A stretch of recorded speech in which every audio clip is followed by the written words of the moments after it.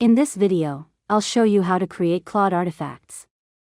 First, sign into your Claude account and start a new chat.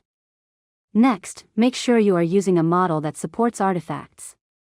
Once you're inside the chat, think about what you want to create, such as a document, website, code, or interactive content. After that, type a clear prompt describing what you want Claude to build. For example, you can say, create a simple landing page for a fitness business using HTML and CSS. Now, send your prompt and wait for Claude to generate the response.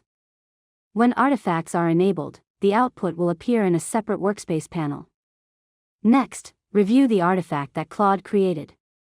You can scroll through the content, check the structure, and see how everything is built. After that, you can edit or refine the artifact by sending follow-up prompts. For example, you can ask Claude to change colors, improve layout, or add new sections. Now, continue iterating until the artifact matches exactly what you need for your project.